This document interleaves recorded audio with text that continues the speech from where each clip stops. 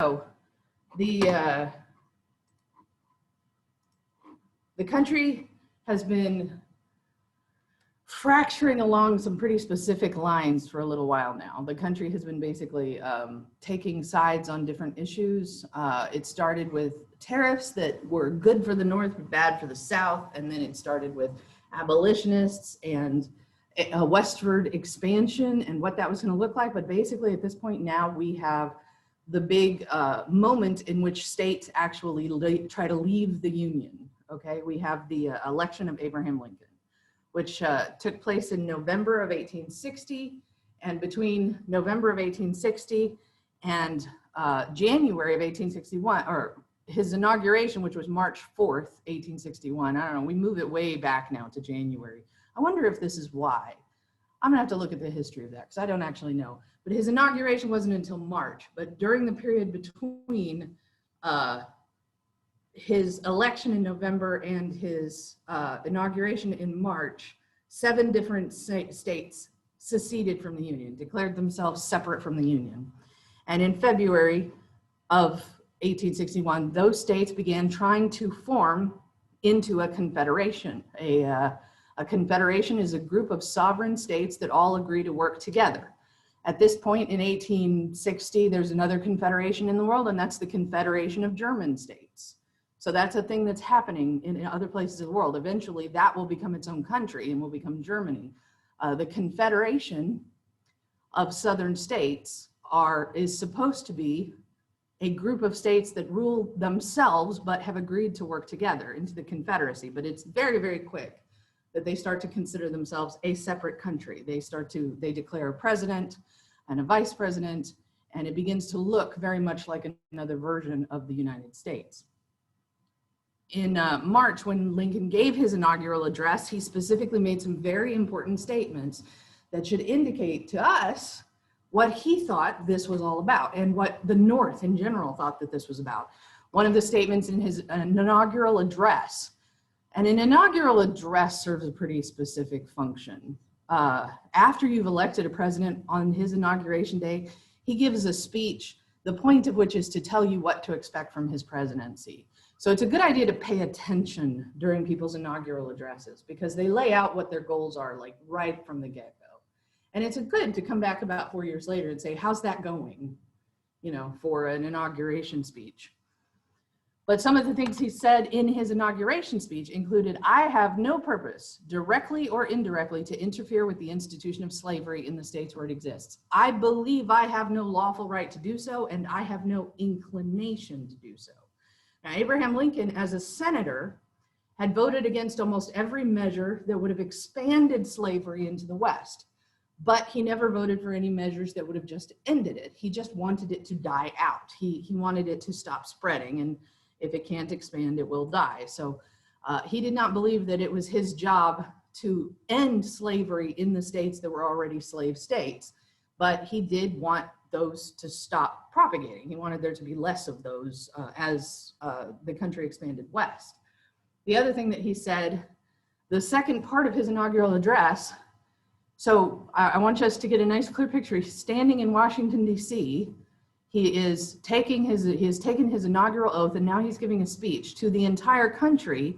But this is what he's saying. No state upon its own mere motion can lawfully get out of the Union.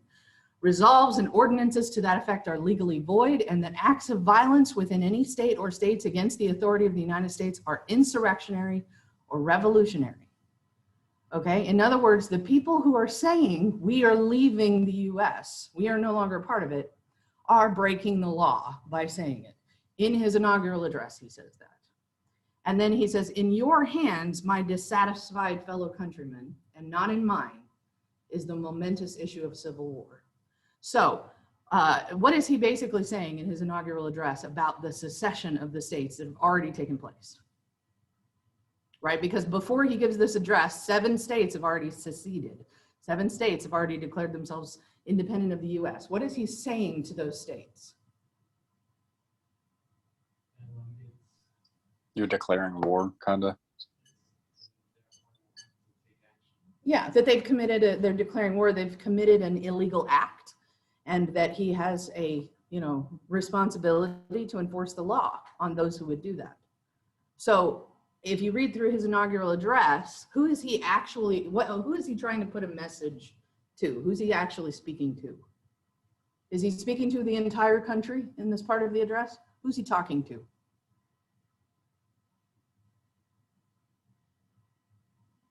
What do y'all think?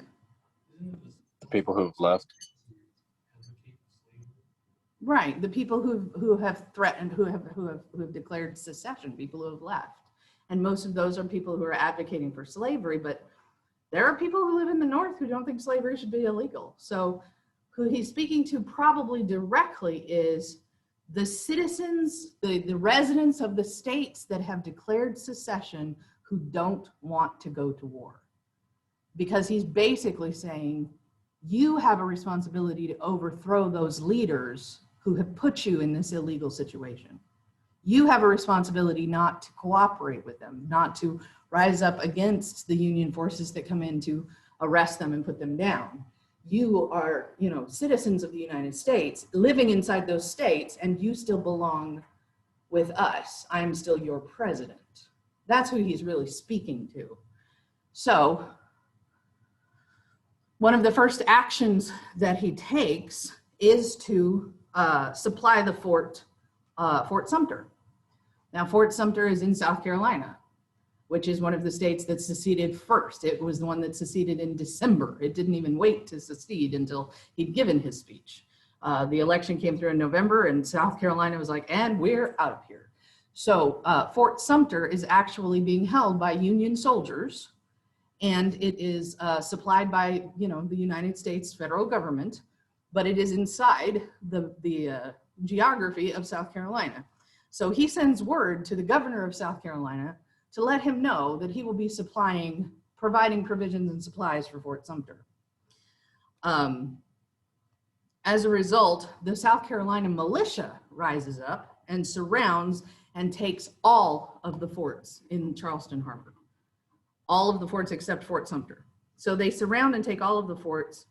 All the federal commanders withdraw to Fort Sumter and then begs for relief. They're surrounded by all of the other forts. Now, the forts, especially Fort Sumter, is not really designed to fight against the other forts. They're designed to take out ships in the bay.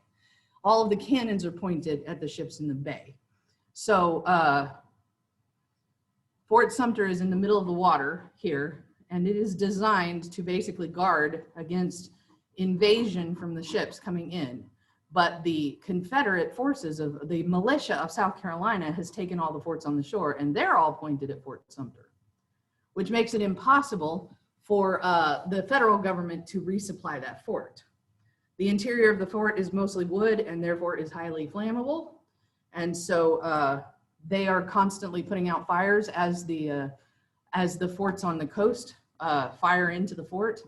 And finally, the commander has no choice but to negotiate for surrender. There are no casualties in this battle, okay? There are no casualties until the 100-gun salute. During the 100-gun salute, 2 people accidentally died because of misfiring of the guns. And that's the only 2 people that die in this whole encounter. However, because of this, Fort Sumter becomes like, see, they're trying to fight with us. They're trying to have a war. Now we have to decide whether or not we're actually going to go to war. So Lincoln sends out a call to all of the states that surround South Carolina, and calls for 75,000 troops from those states to rise up and retake Fort Sumter. And as soon as they do, Virginia, Arkansas, Tennessee, and North Carolina, which are the ones that are on the border of South Carolina, so Virginia, North Carolina, Tennessee, and Arkansas. Where's the map? Here it is. All right. All of the states that are on the border of South Carolina all secede, because now he is calling for them to raise troops against their own. So now we have a union which has a president, and we have a group of states that are forming into a confederation, a confederacy, and they elect a president. So let's talk just a little bit about who those presidents kind of are. Okay, Abraham Lincoln he says that he has no intention of legalizing slavery. He has no intention of illegalizing slavery, excuse me. But he has always acted to keep it from expanding. He always wanted it to die out naturally. He believes absolutely in his heart that the governments that have declared the states seceded have committed an illegal act, and that he has a responsibility to fix that. He intends to lead troops to liberate those states from these revolutionary insurrectionist governments. He believes that when troops march into the southern states that have seceded, what they'll be doing is liberating the citizens that live there, okay? And allowing them to once again be part of the United States, which is what they want. Jefferson Davis is elected president of the Confederacy, even though he really, really doesn't want to be. When is informed that he's been chosen to be the president of the Confederacy, he's very, very sad about it. He says he takes the job in a spirit of deep sadness. He intends to be president of the Confederacy and make as neat and smooth a separation as possible, to make it as gentle as possible, and then negotiate trade relationships with the Union. Like, his job, as far as he sees it, is to get the Confederacy separate, up and running as a separate country, and then negotiate a trade relationship between the Confederacy and the Union. So in his best interest is not to have a war, because the last thing in the world that you want, if you're going to establish trade relations with somebody, is to have killed many of their citizens who came in as soldiers into your land. So in his cornerstone speech, in the beginning, he says it's his intention to make the separation as painless as possible. He doesn't want to go to war. He will defend, but he won't attack.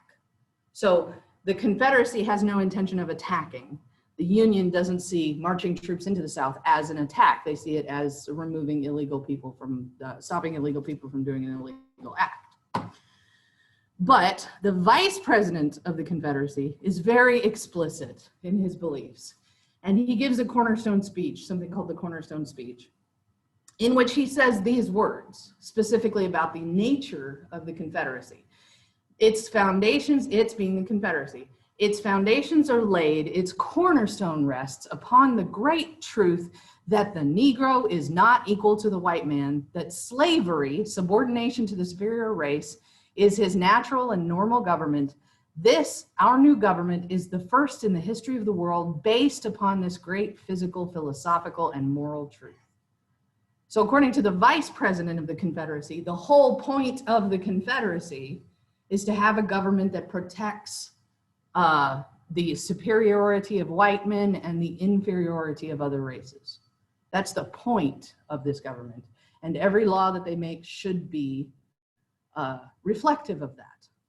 So you're going to hear people say the South had no, it wasn't about slavery, it was about states' rights and all this. This is the vice president of the Confederacy in his inaugural cornerstone speech, okay? Laying out the reasons why the Confederacy is forming a separate government. So there were obviously people high up in the ranks who believed that this was the divisive issue. Even if Abraham Lincoln said it wasn't, and even if Jefferson Davis said it wasn't, this is their vice president saying it absolutely 100% is. And if you read through the Articles of Confederation and the Notice of Secession from the state of Texas, it says that explicitly, that they are seceding so that they can maintain slavery. The military leaders right from the beginning are very, very different from the North and the South. First of all, Robert E. Lee was himself a slave owner, and he had a reputation for being kind of cruel to his slaves.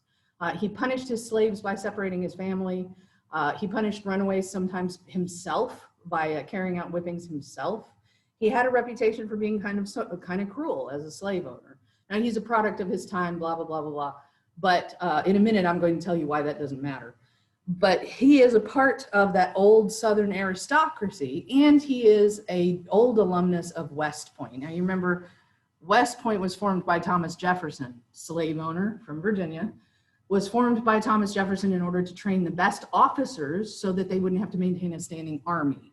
If you have the best officers, then when you go to war, you can recruit men and have an army, but you'll have officers who are already really gifted.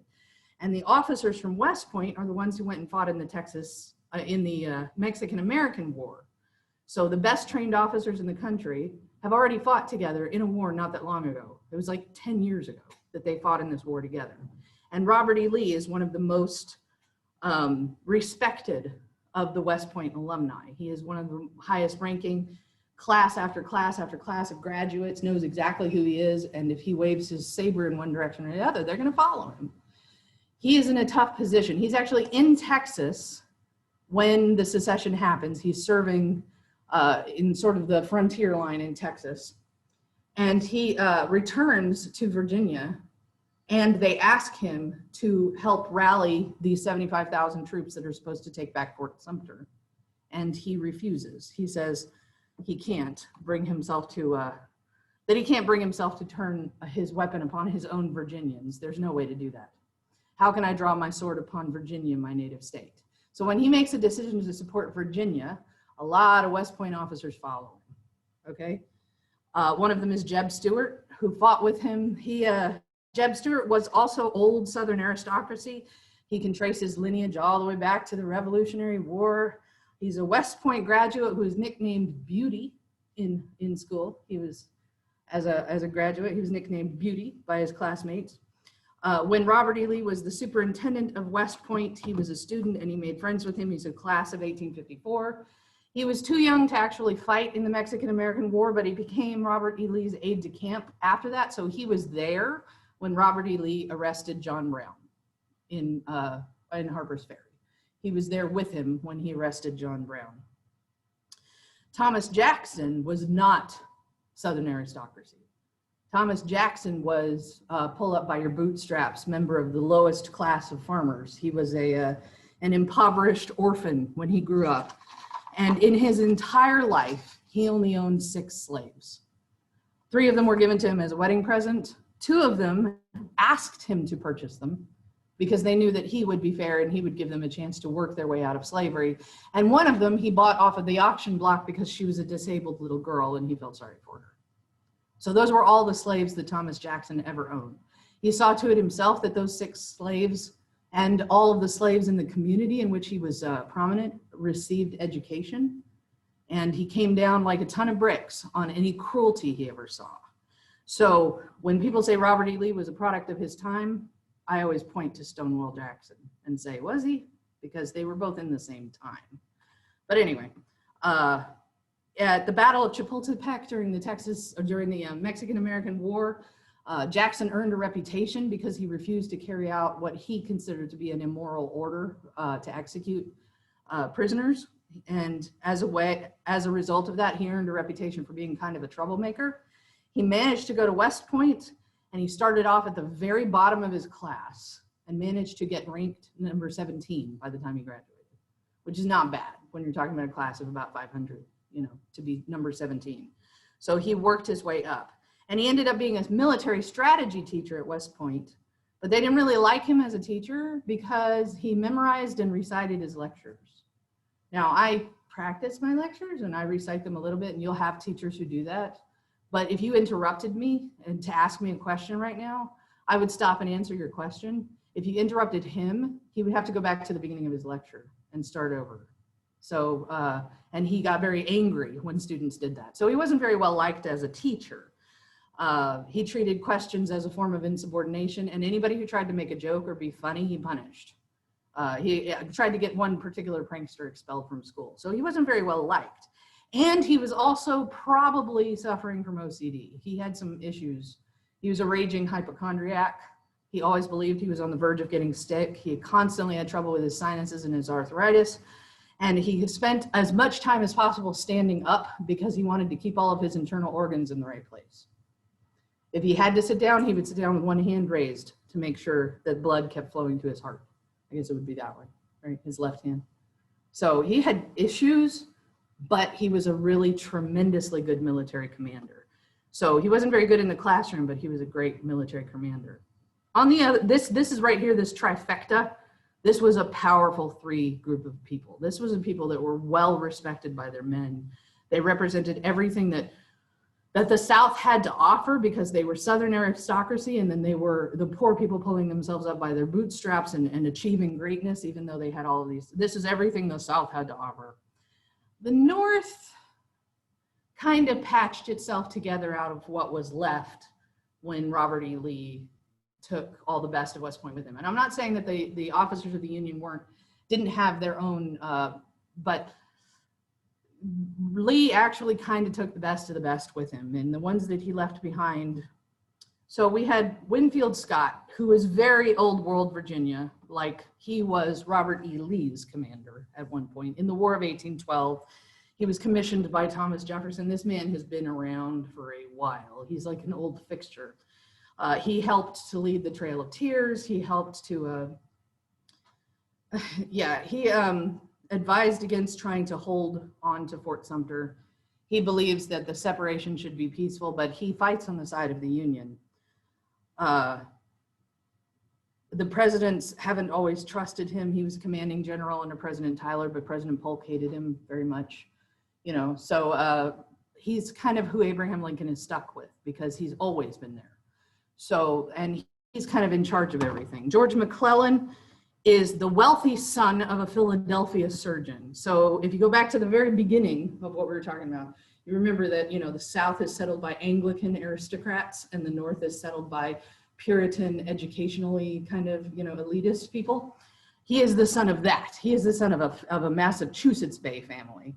And he believes that he went as one of the youngest students ever, he went to West Point.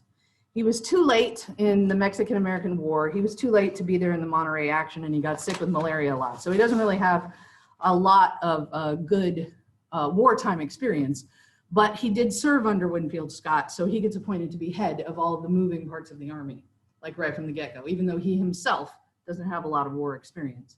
McClellan, throughout the course of the war, what you're going to hear is, and then McClellan retreated. Because that's kind of what he always did. He never believed he had enough men to actually have a fight.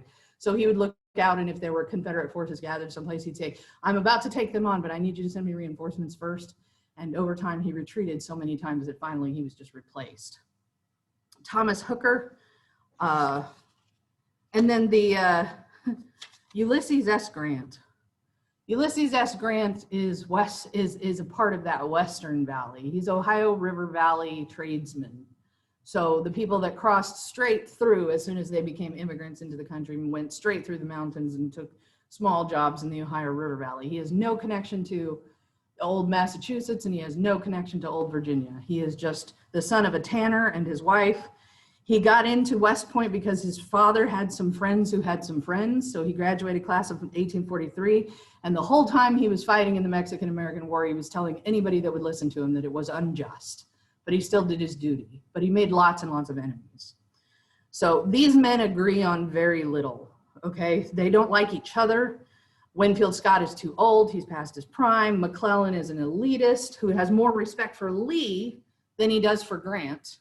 And Grant has a history of self-doubt and also a little bit of a drinking problem. A little bit of a drinking problem. Yeah, Grant has a drinking problem. So this is who the Union has, and this is who the Confederacy has. Any questions so far? Okay, so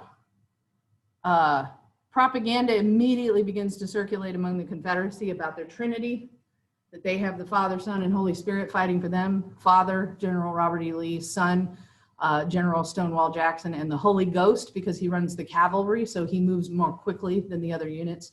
So he's the one who appears and disappears because his cavalry units come and go. Jeb Stuart, the Father, Son, and Holy Ghost.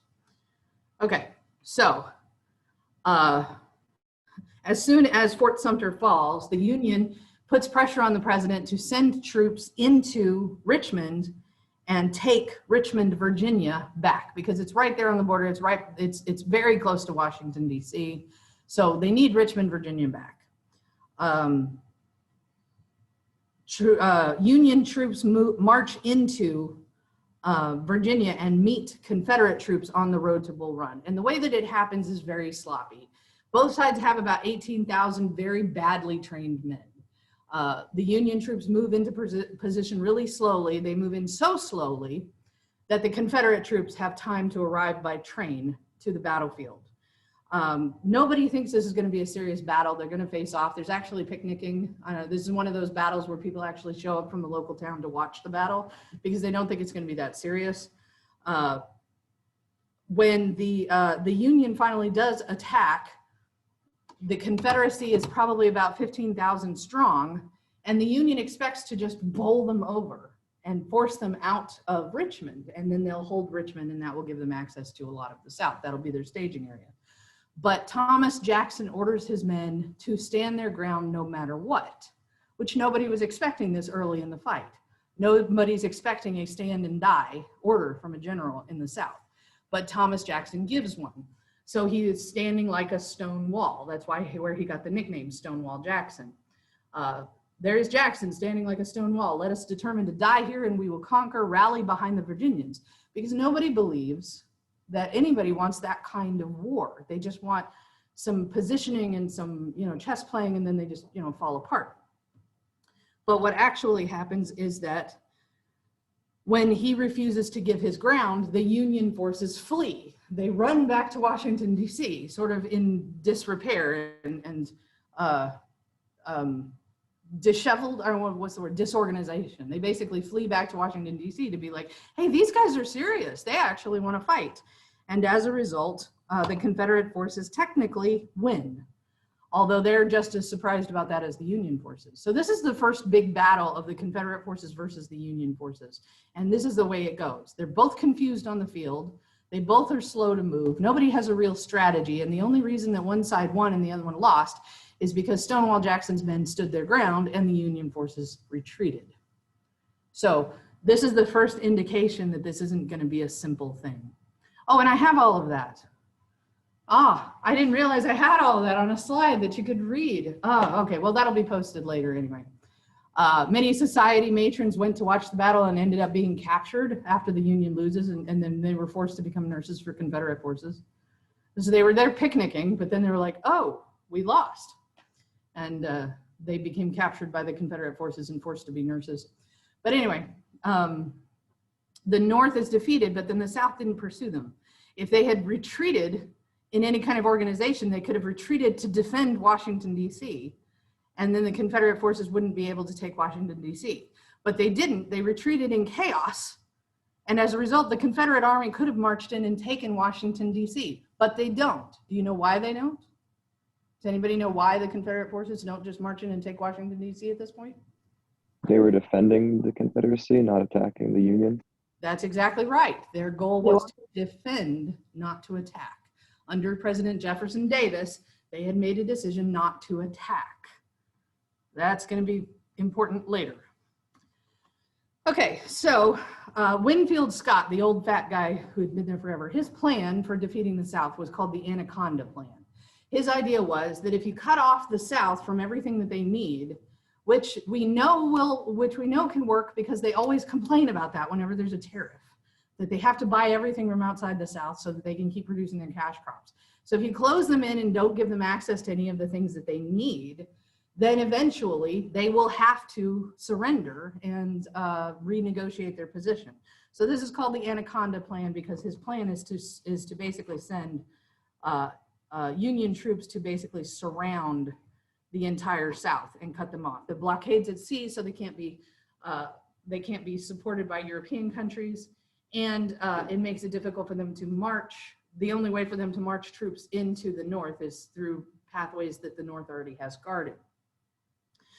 This is probably the thing that damaged the South the most. Various and sundry battles up until this point anyway. There's something that happens later that does much more damage, but this is the hardest thing for the South to deal with, is this blockade. They do try. They take a steamship that is captured by the Union, and they put iron plating around it and create an ironclad ship that then attacks the blockade ships and does pretty good damage to them. It's called the Merrimack. They take it, they steal a steamship from the Confederacy or from the Union, and then they plate armor onto it, and then they attack. And they can ram the ships in the side. They can withstand cannon fire from the blockade ships. So they do some damage with this ship. So the Union, which has factories, builds an ironclad ship, actually invents a submersible ironclad ship. It's not a submarine. It just floats about halfway into the water, and it is completely iron plated. and it has cannons that rotate around the top edge of it so that it can face any direction it wants to. It's very hard to stop. It's very hard to see, to battle with, and it's called the Monitor. And these two ships face off against each other in Chesapeake Bay, basically at the mouth of the St. James River, and have a battle that they battle to a draw. And as a result, the Merrimack is not able to do battle against the blockade anymore. The South tries to build submarines, but they don't. They try, but then they don't succeed.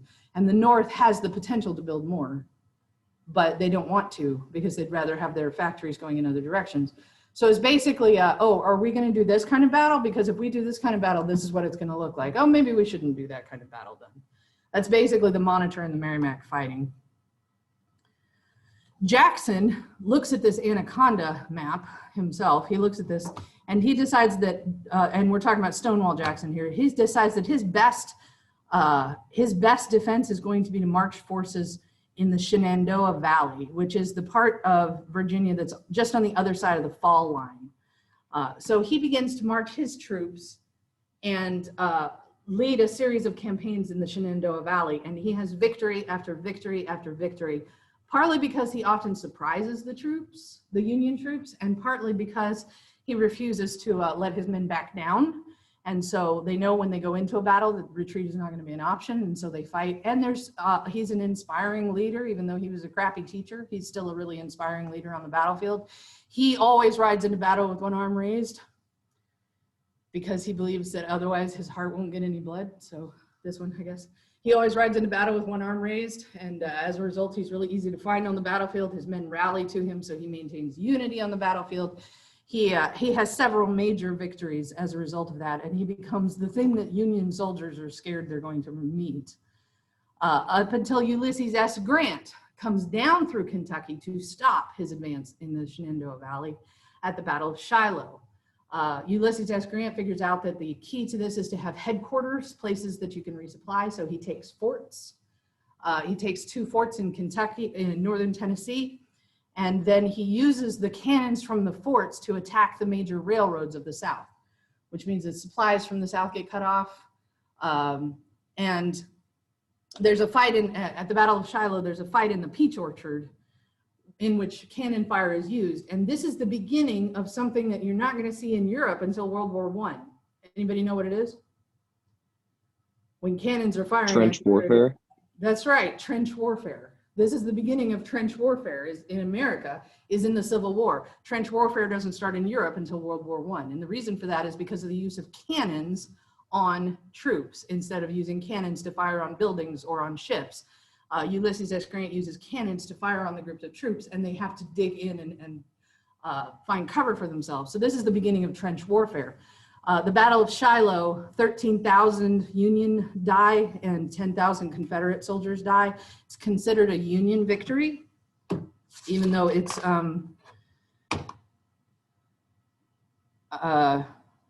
even though they lose more men, it's considered a Union victory because they don't retreat. As inside this battle at the James River in Virginia, Lee decides to divide his forces, to send Confederate forces to face this problem in the Shenandoah Valley, and also to send Confederate forces to maintain control of the James River. And as a result, there is a massive battle at Chancellorsville, and there's a lot of casualties on both sides. The Confederacy wins, but while they're walking around after the battle, taking an assessment of the situation, Stonewall Jackson and a couple of his aides approach a Confederate picket line who doesn't recognize them and who shoots Stonewall Jackson. So Stonewall Jackson dies of injuries inflicted on him by his own men on accident because he approached a picket and they didn't recognize who he was. It took him a while to die of his injuries. He had pneumonia, and it was a huge, that takes out a third of the Trinity right there. You know, the whole Father, Son, and Holy Spirit. This is the Son. This is the death of the Son. So they made hay of that propaganda. You know, this is the sacrifice of the Son. You know, but anyway. All of these battles that take place in the Western theater of the Civil War, that take place in this valley that's basically the gap in the Anaconda, involve forces splitting up and re-meeting and splitting up and re-meeting and moving into different sections, and the commanders not communicating with each other. One of the things that's happening right now is that every time McClellan ends up on a battlefield across from Union soldiers, across from Confederate soldiers, he retreats, or he parks and waits and doesn't attack. And as a result, the Confederate troops are able to resupply and reinforce. And as a result, there's stalemate after stalemate after stalemate. There are victories on one side and victories on the other, but it's obvious that this is going to be a war in which both sides lose a lot of life, okay? In 1862, Lee takes the first step towards actually invading the North. His intention is to take Washington, D.C. His intention is to take the northern part of Virginia and actually, have control of all of Virginia. As a result of that, we have a battle at Antietam Creek, and both sides lose about 12,000 men. Technically, Lee loses this battle because he has to retreat from the battlefield. But it is such a heavy loss, and there are so many casualties, that nobody can really view it as a victory. But it's just a strong enough victory because for the first time, Lee has to retreat from a direction he intended to go. And because that's the first time that's happened, Lincoln feels like it's just enough of a victory that he can do this. The Battle of Antietam is the reason why Lincoln feels strongly enough about the Union's position that he is able to issue the Emancipation Proclamation. So I'm going to take about 5 minutes and we're going to talk about the Emancipation Proclamation, because we're going to talk about what it did and why he did it. Abraham Lincoln is famous for having freed the slaves in the Emancipation Proclamation. It is important to note that the Emancipation Proclamation does not free all slaves. It frees all the slaves in states that are rebellious, okay? Which means that in some of the border states, like Kentucky, it doesn't have any power. The states where it is supposed to be in effect are like, South Carolina, Georgia, Alabama, places like that. Those are the states where it's supposed to be in effect. And those are the states where slaves who actually leave because of the Emancipation Proclamation get killed. In the states where the state might actually obey the President of the United States, might actually obey Lincoln, this proclamation doesn't apply. So what's the point of it? Why free the slaves in the South? What is the benefit to the North of freeing the slaves in the South? Anybody want to take a stab at it?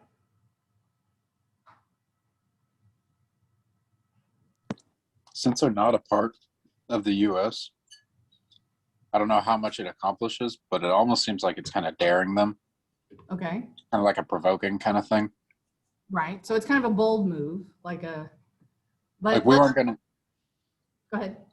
We weren't gonna end slavery until you did this. Right. Now it's about slavery. Now that we've had to have this fight, now we're going to end slavery. It's an interesting idea, but let's look at it from a ridiculously practical standpoint. What are the slaves in the South doing while all this fighting is going on? They're probably farming for either cotton or food for the South. Right. They're supplying the South, right? So who makes sure that they keep doing that? Slave owners. Right. Slave owners, they're foremen. In other words, able-bodied men who work on those plantations, whose job it is to make sure that the slaves keep working. And who is going to have to do it if the slaves all run away? The foremans and all the other able-bodied men to work the farm. Right. So what happens to the Confederate forces if you've cut off all access to the outside world and then you take away their biggest labor force? What happens to the Confederate forces? They crumble. That's the idea. Yeah, if you free the slaves in the South, then the soldiers in the Confederacy are going to have to ask themselves, do I need to go home and make sure that things are still working at home? Do I need to go home and enforce slavery on my own plantation? Do I need to go home and make sure that my plantation continues to produce? Should I be here on the front lines when all of this is going on? And where will those emancipated slaves go? if they do run away, if they do get word of the Emancipation Proclamation and they manage to escape to the north, remember only 5 years ago, if they had escaped in 1850 when the Fugitive Slave Act was passed, if they escaped to the north, they could be rearrested and brought back. Now they're emancipated. So as soon as they arrive in the north, they're free. So what are they going to do once they get to the north? What's going to happen to the labor force in the north? Increase. That's right. So from a very practical standpoint, passing the Emancipation Proclamation crippled labor in the South and increased labor in the North. And eventually it will be something that cripples recruitment in the South and increases recruitment in the North, but not until they start actually allowing Black soldiers to enlist, which takes them a couple of years. So from an ideological standpoint, abolitionists in the North clutched their pearls and went, finally, the victory we've been waiting for, a president who understands how important this is and who stands for what is morally right, by passing a law that basically had no effect, because the states that had to obey it didn't obey it, and the states that would have obeyed it didn't have to obey it, but which had a profound effect on the labor force in the South and the labor force in the North. So it was a very shrewd move. Now, I do actually believe that ultimately Abraham Lincoln's goal was to see slavery end. I actually do, having read his journals and read his writing, he didn't believe he had the power to do it as president, that he couldn't just end it, but he believed that he could help it die out by following a certain path. This was not how he was going to do it. The Emancipation Proclamation was not how he was going to end slavery. This was a move, a calculated move by the Union to deal a blow to the South that was going to make a difference in how the South was fighting. Any questions? Okay, so you have an assignment for this weekend. You have to finish your paper. That's your big assignment. And then you just basically, I want you to put into your own words who Lincoln was talking to in his inaugural address and what he wanted them to know. And that can be very simple, just, a real quick response to that. And that's what you've got this weekend. Next weekend, we will fight the entire Civil War. And then on Friday, we have a guest speaker who's coming to talk about a specific aspect, which I think Del will find very interesting. He has a master's in English from SFA, and he was a student here at A&M for a long time. So he's coming. He was the guy that did the witch hunt. Y'all remember him? Big, large, loud voice, that guy. Anybody who's here for the witch hunt, a special guest. He's coming to give a talk next Friday. And then we'll have 2 more days after that, and then class will be finished. So have to catch up on, time to start catching up on it. So any questions before I let y'all go? Professor, I'm going to be honest. Honest Abe doesn't really seem that honest. He's a politician. I mean, he was, above all else, he was a politician. But whatever his ideologies were and whatever he wanted to carry out, he had to negotiate with Congress to do it. He was a politician. But yeah, a lot of the things he's most famous for, he would be surprised he was famous for them. So see y'all. Have a great weekend. Bye.